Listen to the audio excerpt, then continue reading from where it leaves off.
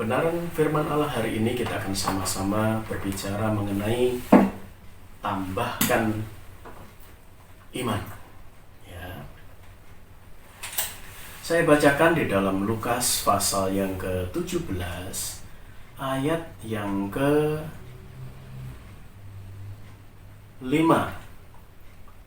Lalu kata rasul-rasul itu kepada Tuhan, tambahkanlah iman kami. Saudara, rasul-rasul hari itu mereka berkata kepada Yesus, tambahkanlah iman kami ya Tuhan. Saudara, berbicara soal tambah itu dari kecil pun manusia sudah terbiasa ketika apa yang dia punya dan itu sangat bermanfaat, menguntungkan, maka dia akan selalu minta tambah. Ya, anak kecil ketika dikasih mainan satu dan mainan itu begitu bagus, dia minta tambah. Kalau bisa jadi 2 mainannya. Ya. Kemudian ketika ada es krim, dibelikan 1, tambah 1 lagi. Ya. Dan mulai beranjak dewasa, mulai dikasih uang saku. Ya. Kalau diperhitungkan itu cukup untuk sehari, ya misalnya ambillah ditaruh 10.000 sehari, oh tambah kurang 20.000, ya menginjak 1 tahun kemudian tambah lagi, kalau bisa jangan segini, kurang, ada banyak kebutuhan, harga makanan jajanan mahal, sekarang tambah lagi, ya. Dan sampai kemudian sudah berkeluarga, kemudian punya rumah 1, kalau bisa tambah dong Tuhan, jangan cuma punya rumah 1, ya. Kalau bisa punya rumah 2, ya. Motornya cuma 1, tambah 1 lagi Tuhan, ya.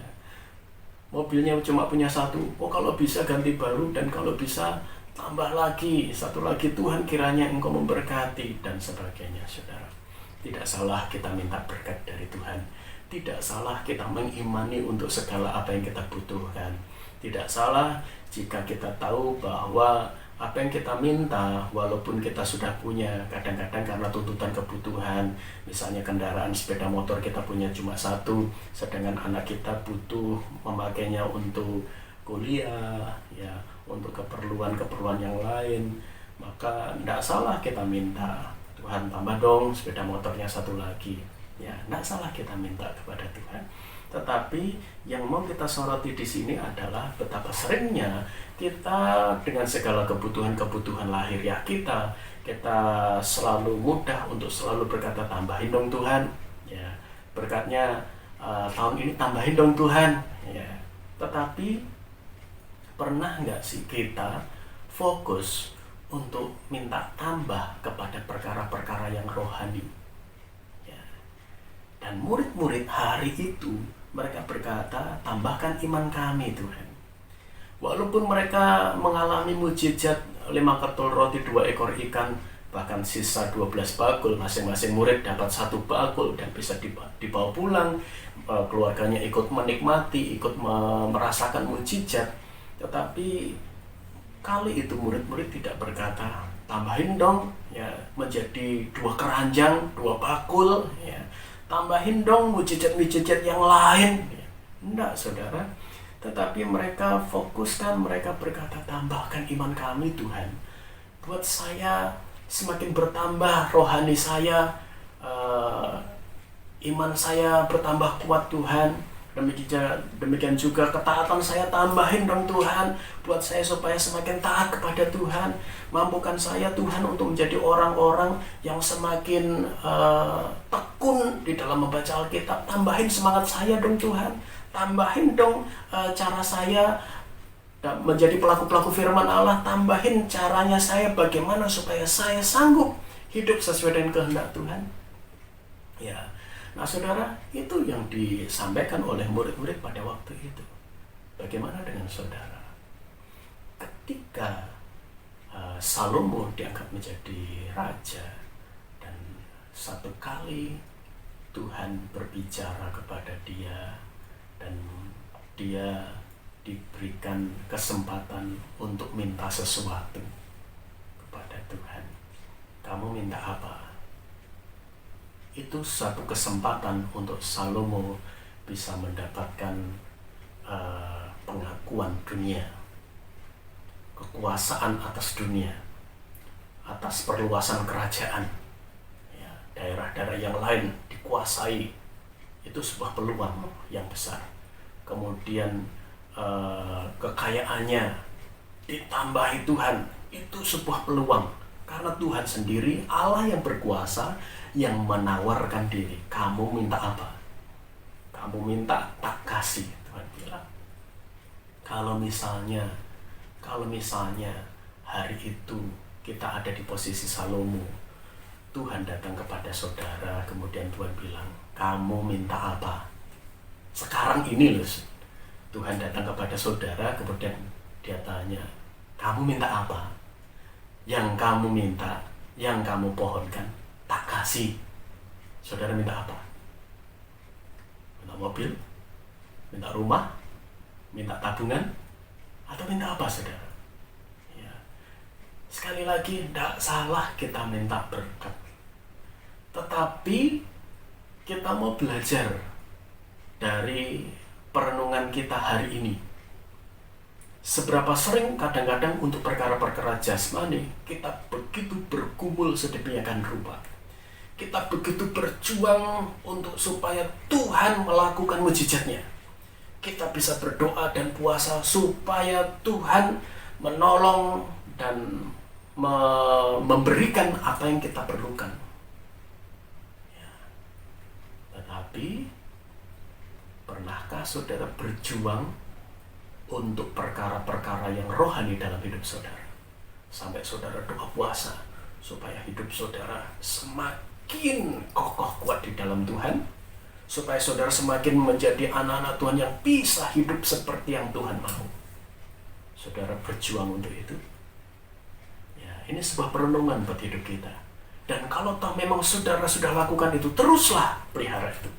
Teruslah fokus untuk perkara-perkara yang seperti itu.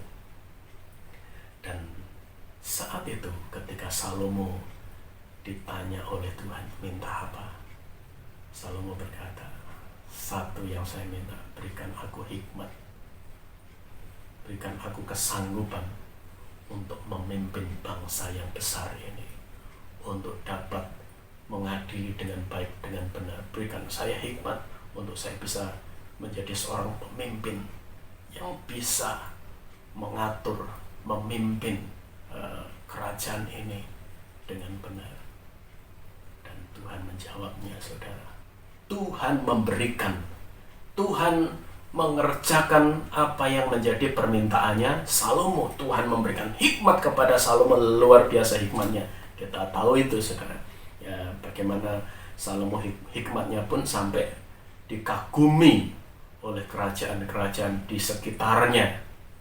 Ya, bahkan kita tahu dalam Amsal-Amsal bagaimana hikmat Salomo itu kita bisa menemukan kebenaran-kebenaran firman Allah melalui tulisan-tulisannya. Ya. Nah, saudara kasih oleh Tuhan, perhatikan ketika Salomo meminta hikmat, berarti Salomo meminta tuntunan Tuhan.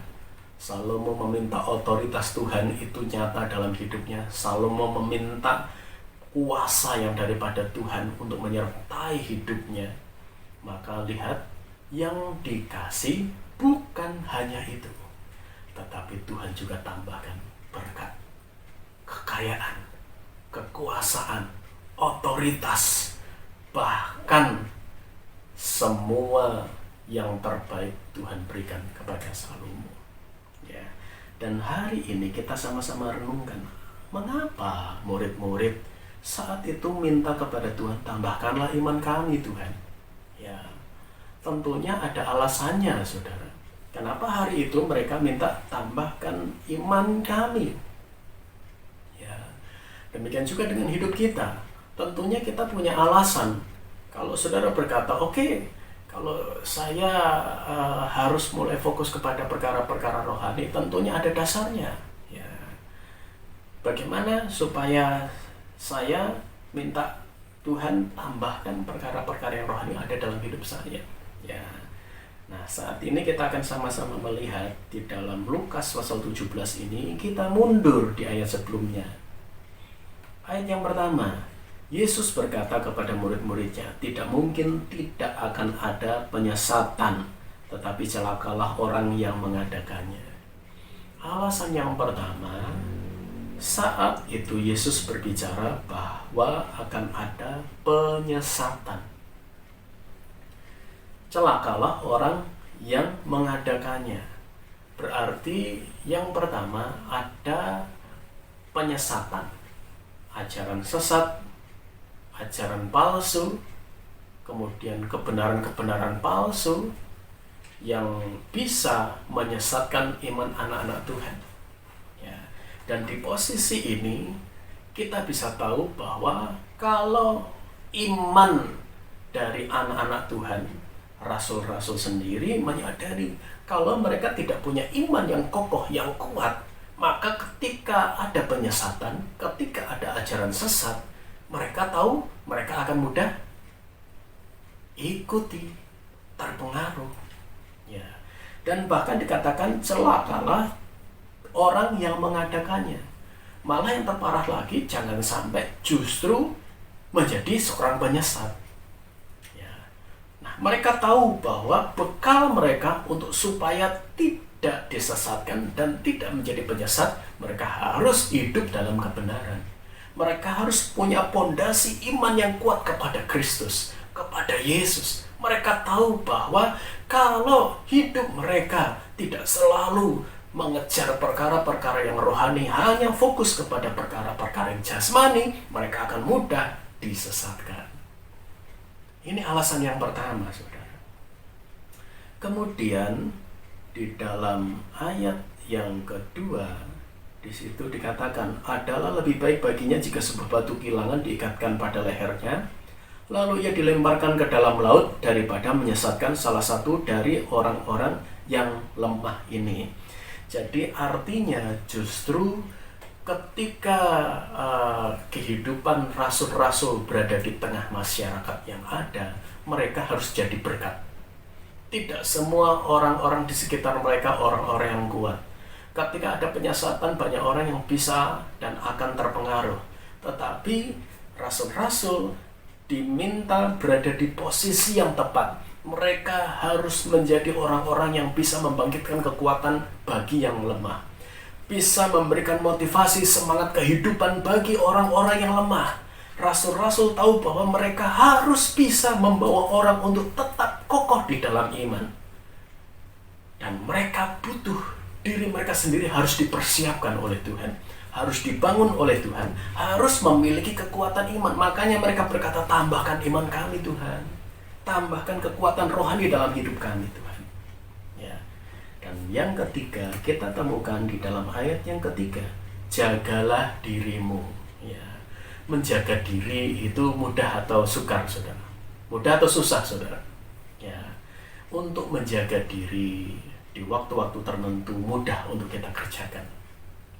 Tetapi di situasi yang mendesak, di situasi yang membahayakan, di situasi yang mengancam, di situasi yang seseorang merasa terpojok, tersudut, atau di situasi yang mereka rasa mereka butuh, ya, maka kadang-kadang orang itu menjadi lupa untuk menjaga diri. Menjaga apa? Menjaga perkataannya. Ketika terpancing emosi, maka kadang-kadang perkataannya mengucapkan kata-kata yang melukai orang lain, yang menyakiti orang lain. Ketika terpojok, tersudut, ya, dia akhirnya, wah maaf terpaksa saya berbohong. Ya. Tidak bisa menjaga dirinya, tidak bisa menjaga mulutnya. Ya. Oh maaf, saya tidak sengaja cerita kepada orang lain tentang apa yang engkau sharingkan kepada saya. Maaf ya, ini berarti orang tidak bisa dipercaya. Dia tidak bisa menjaga dirinya. Demikian juga dalam hal pencobaan yang dilakukan oleh iblis. Kalau anak Tuhan tidak bisa menjaga dirinya, itu akan berulang peristiwa di Taman Eden. Hawa tidak bisa menjaga dirinya, Harusnya Adam yang berada di dekat dia itu menjadi penguat, menjadi orang yang berperan untuk mengingatkan, jangan Hawa, itu tidak boleh, itu dilarang Tuhan. Tetapi Adam diam saja, saudara. Ya. Dan ketika Adam disodori oleh Hawa, ikut makan juga. Ya. Kenapa? Tidak bisa jaga diri, tidak bisa menunjukkan komitmen kesetiaannya kepada Tuhan. Nah, betapa pentingnya bagi kita untuk kita menunjukkan komitmen, ketaatan, kesetiaan kita kepada Tuhan. Bagaimana caranya? Jaga diri kita. Untuk bisa menjaga diri kita, maka iman yang kuat itu sangat diperlukan.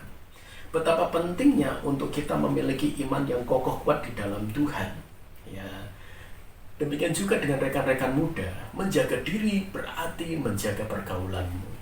Menjaga diri berarti menjaga dengan siapa engkau bersahabat. Ketika persahabatan yang engkau bangun dengan orang-orang, dengan teman-teman di sekitarmu, baik persahabatan dalam acara pertemuan-pertemuan, ataupun mungkin persahabatan yang saat ini mungkin terbatasi secara online. Apakah sahabat-sahabatmu itu membawa engkau dekat dengan Tuhan atau menjauhkan engkau dengan Tuhan? Jaga diri, jaga pergaulan, jaga persahabatanmu. Ya. Allah tidak ingin kehidupan anak-anak Tuhan itu mudah dipengaruhi oleh pergaulan-pergaulan yang tidak baik.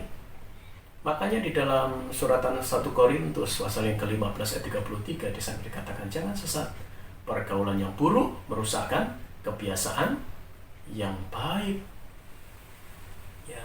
Tetapi lihat juga, pergaulan yang baik itu juga akan merubah orang untuk menjadi lebih baik lagi dari yang sebelumnya. Jadi betapa pentingnya untuk kita minta kepada Tuhan, tambahkan iman saya Tuhan, tambahkan kekuatan rohani saya Tuhan, supaya saya tidak terpengaruh dengan siapa saya bergaul. Berikan saya kemampuan untuk bisa menjaga diri, memilih pergaulan yang tepat. Ya, betapa pentingnya juga untuk ibu-ibu menjaga dirinya, bapak-bapak menjaga dirinya, orang tua menjaga dirinya, anak-anak menjaga dirinya. Ya, saudara kita sekalian menjaga diri kita. Menjaga juga dalam hubungan kita dengan Tuhan. Menjaga kehidupan kita. Hidup kita ini, tubuh kita ini adalah bait Roh Kudus. Ya, tubuh kita rumah Allah. Suratan Paulus kepada jemaat di Korintus dikatakan, tidak tahukah kamu bahwa tubuhmu adalah rumah Allah? Jaga itu. Jangan kotori dengan kenajisan, jangan kotori dengan dosa, jangan kotori dengan perkara-perkara yang tidak berkenan kepada Tuhan. Maka ketika Tuhan berkata, jagalah dirimu, makanya kemudian murid-murid berkata, tambahkan iman kami Tuhan. Tidak mudah kami menjaga diri kami.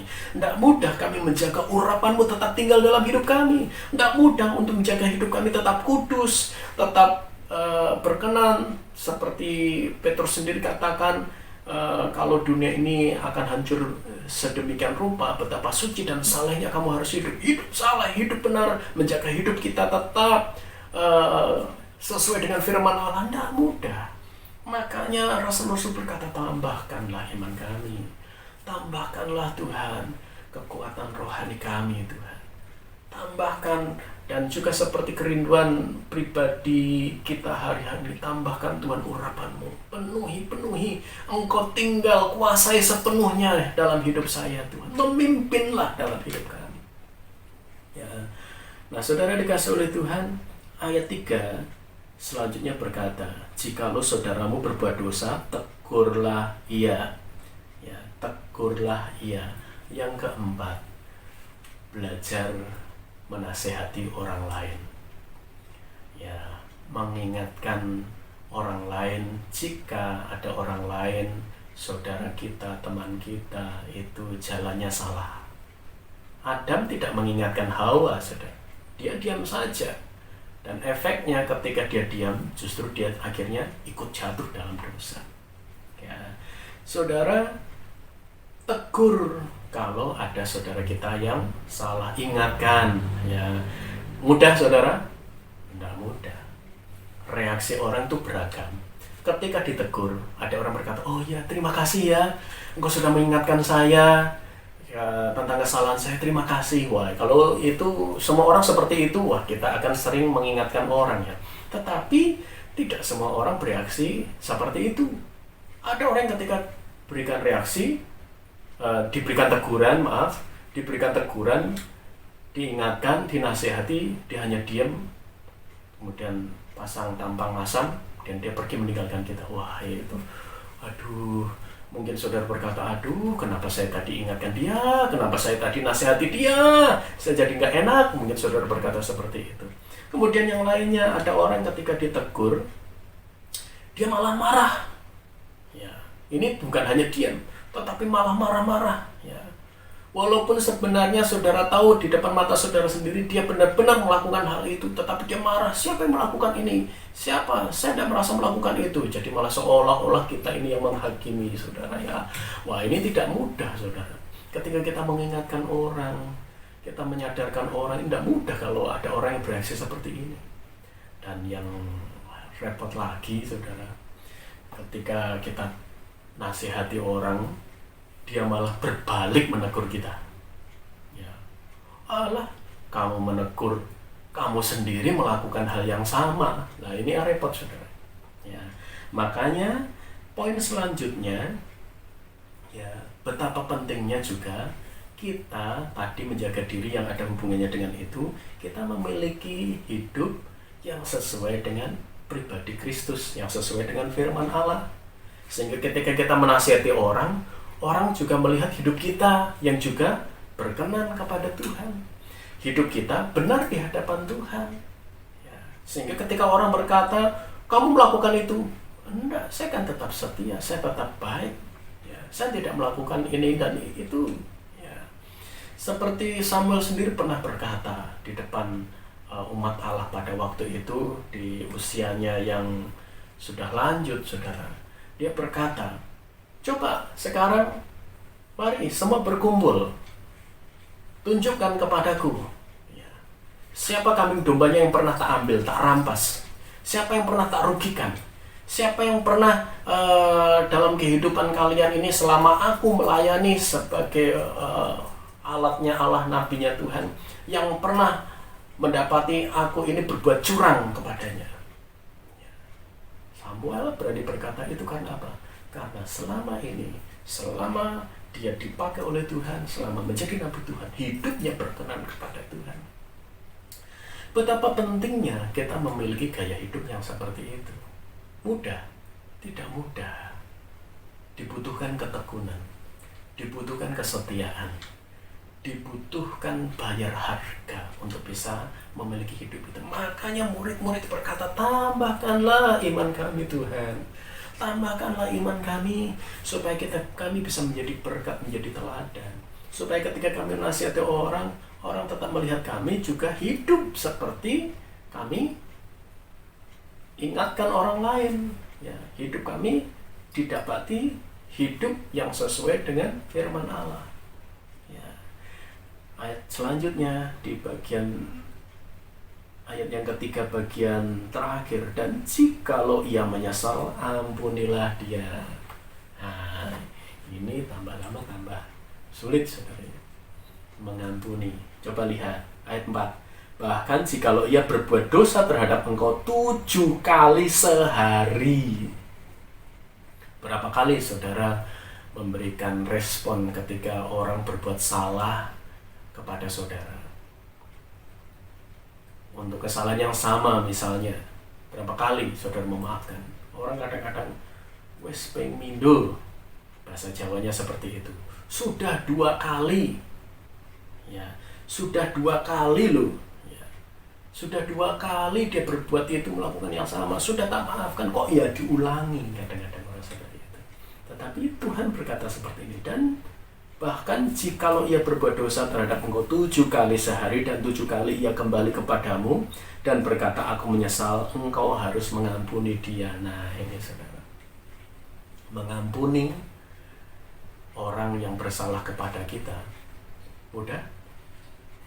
Ya, untuk beberapa hal mudah, tapi banyak orang yang juga berkata tidak mudah untuk bisa mengampuni. Apalagi dikatakan di sini, jika 7 kali sehari dia berbuat dosa, berbuat salah, dan 7 kali ia minta maaf, engkau harus mengampuni.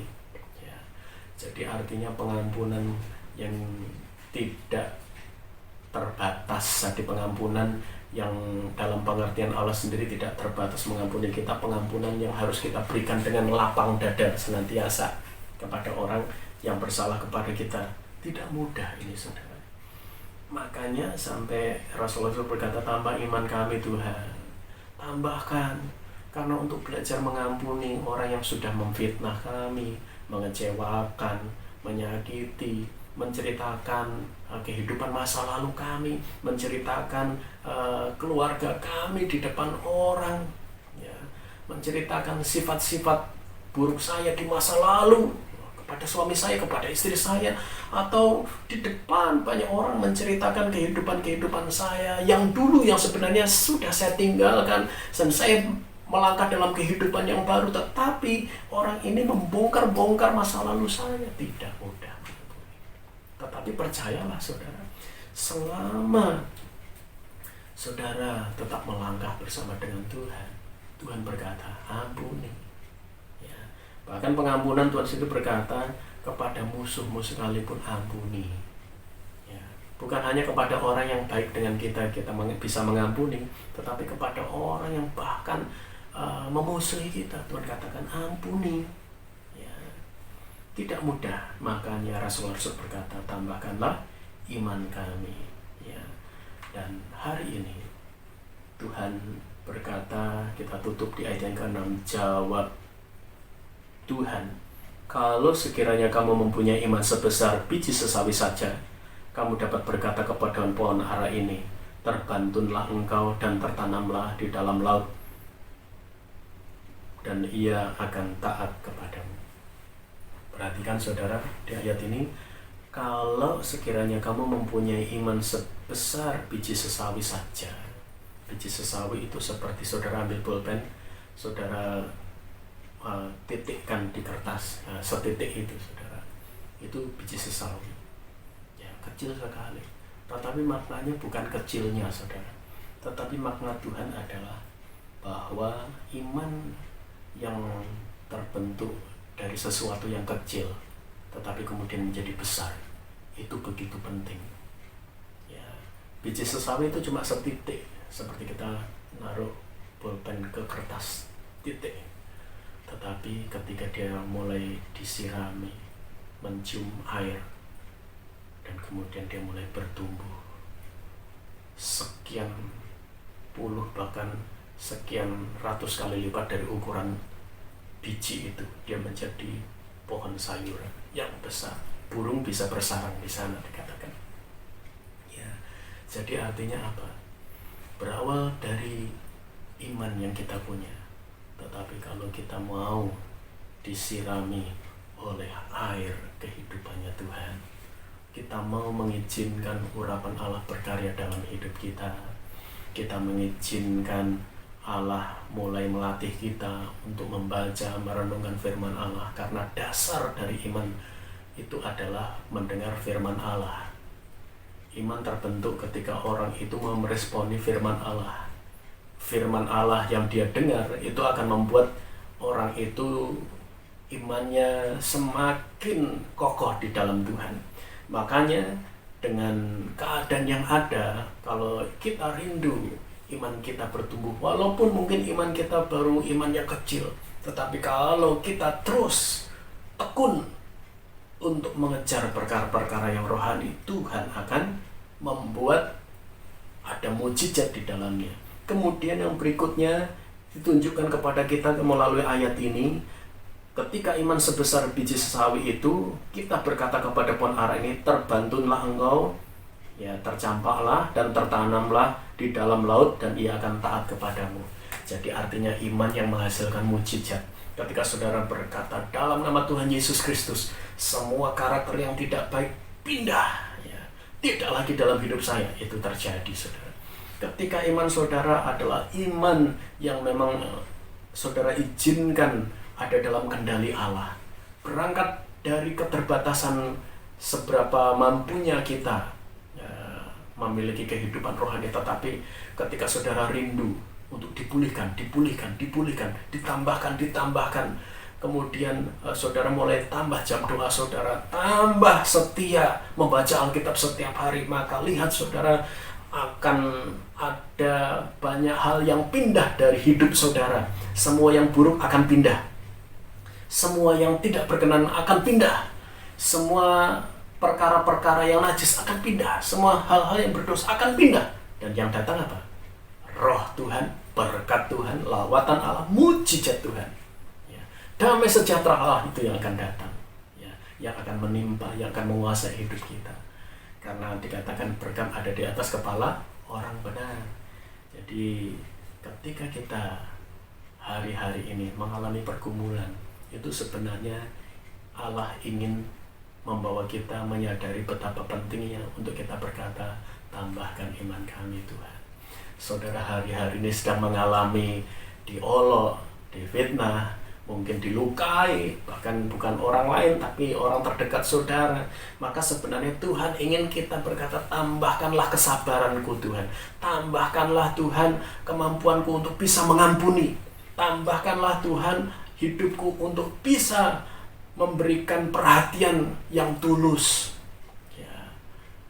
Nah saudara dikasih oleh Tuhan, apapun yang saudara hadapi, bahkan mungkin sakit penyakit yang saudara sedang hadapi, maka Allah sedang melatih saudara untuk saudara berkata, tambahkan keyakinanku Tuhan untuk mempercayai Engkau Allah sumber kesembuhan, Yehova Rafa, Allah yang menyembuhkan, Allah yang sanggup memulihkan. Oleh bilur-bilurmu yang sudah tertumpah di atas kayu salib, maka mujizat terjadi dalam hidup saya.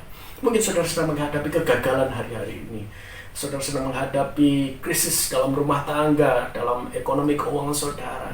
Sebenarnya itu cara Tuhan untuk saudara berkata, Tuhan ajarkan dan tambahkan Allah dalam hati saya untuk meyakini pemeliharaan Allah dalam hidup saya, untuk meyakini bahwa Allah yang aku sembah Allah yang besar, Allah yang luar biasa.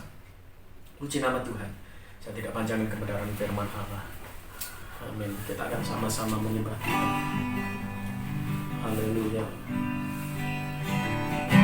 Amin. Amin. Amin. Haleluya. Amin. Amin. Amin. Amin. Amin. Amin. Amin. Lah Kau izinkan sesuatu terjadi, ku percaya semua untuk kebaikanku. Bila nanti telah tiba waktu, ku percaya kuasa-Mu memulihkan hidupku. Bila Kau izinkan sesuatu terjadi, ku percaya semua untuk kebaikanku. Bila nanti telah tiba waktu-Mu, ku percaya kuasa-Mu memulihkan hidupku. Waktu Tuhan pasti yang terbaik, walau kadang tak mudah dimengerti. Lewati cobaan, ku tetap percaya waktu Tuhan pasti yang terbaik. Saudara dikasih oleh Tuhan, di dalam Efesus 6 ayat yang ke-10, di sana dikatakan, akhirnya hendaklah kamu kuat di dalam Tuhan, di dalam kekuatan kuasa-Nya. Saudara datang kepada pribadi yang tepat ketika saudara berkata, tambahkanlah iman saya Tuhan, tambahkanlah kekuatan rohani saya Tuhan. Karena apa? Saudara harus kuat di dalam kekuatan kuasa Tuhan. Jadi bagaimana bisa mengalami itu? Saudara harus datang kepada yang punya sumber kekuatan, yaitu Yesus. Karena itu kita akan sama-sama nyatakan, aku percaya kepada-Mu Tuhan. Aku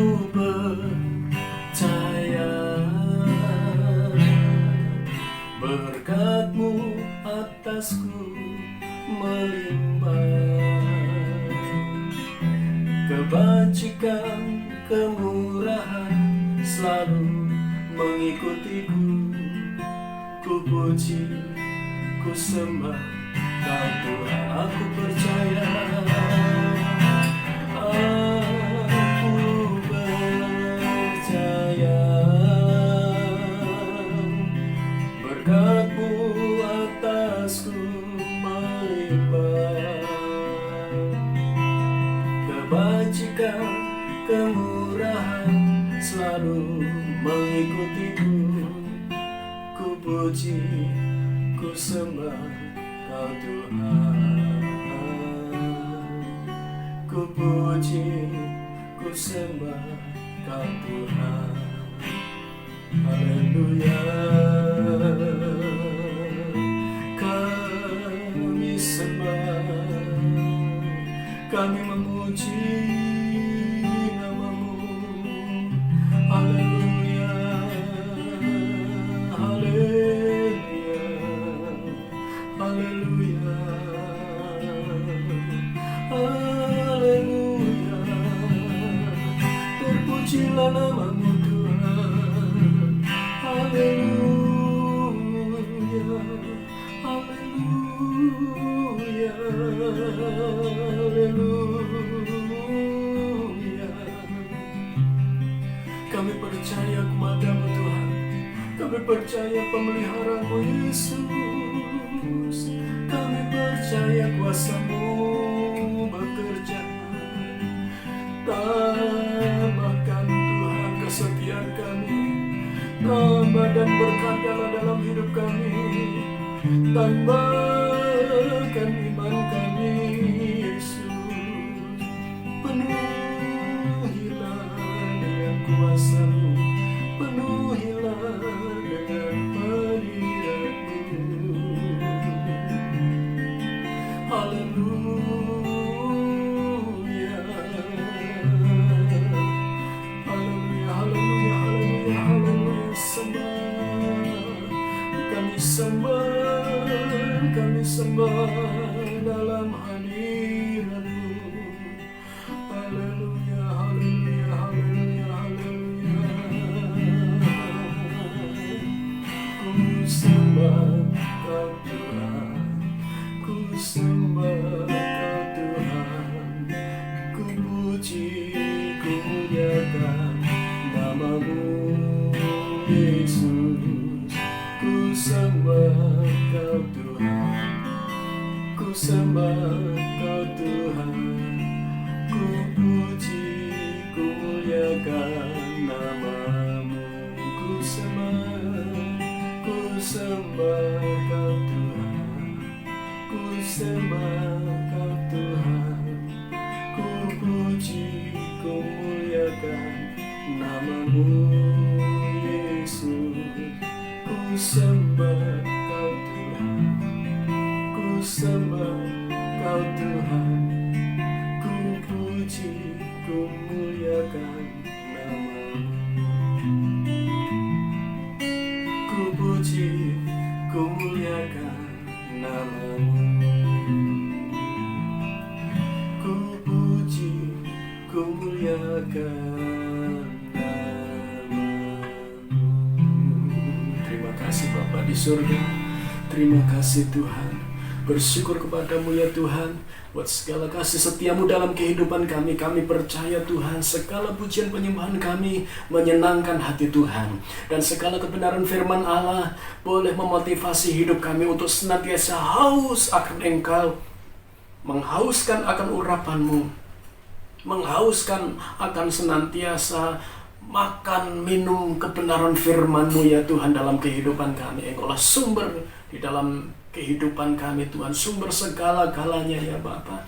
Oleh sebab itu kami rindu Tuhan, kami hidup seperti yang Engkau mau. Oleh sebab itu tanpa Engkau bekerja, tanpa Engkau berkarya, tanpa Engkau tinggal dan memimpin kami, maka kami tidak mungkin bisa. Oleh sebab itu Tuhan, kami beri tempat Engkau seluas-luasnya untuk bekerja dalam hidup kami. Dan saat ini Jika di antara kami yang ada Tuhan, ada yang menghadapi segala sakit penyakit, di dalam nama Tuhan Yesus Kristus, kami yang sakit disembuhkan oleh Tuhan, yang sedang menghadapi kelemahan di dalam nama Tuhan Yesus Kristus, kelemahan digantikan dengan kekuatan, yang mengalami masalah persoalan, kami percaya dalam nama Tuhan Yesus Kristus, Allah memberi jalan keluar pertolongan daripada Tuhan, dan ajar kami semua memahami akan segala rencana yang Tuhan izinkan, segala sesuatu yang Tuhan izinkan terjadi dalam hidup kami. Ada rencanamu yang indah melalui firman-Mu ya Tuhan. Terima kasih Bapa, Engkau sudah membukakan rasa firman bagi kami. Teruslah mengurapi dan memberkati kami Tuhan. Terima kasih Tuhan. Bersyukur kepadamu, kami percaya kami semua diberkati, dan segala berkat Allah Abraham, Allah Ishak, Allah Yakub turun atas hidup kami, keluarga kami, usaha kami, keuangan kami, kesehatan kami diberkati oleh Tuhan. Bersyukur dan kami alaskan dalam nama Tuhan Yesus Kristus. Haleluya. Amin. Puji nama Tuhan saudara. Sampai bertemu di waktu-waktu ke depan. Kembali kita menyembah Tuhan dan merenungkan kebenaran firman Allah. Tuhan memberkati.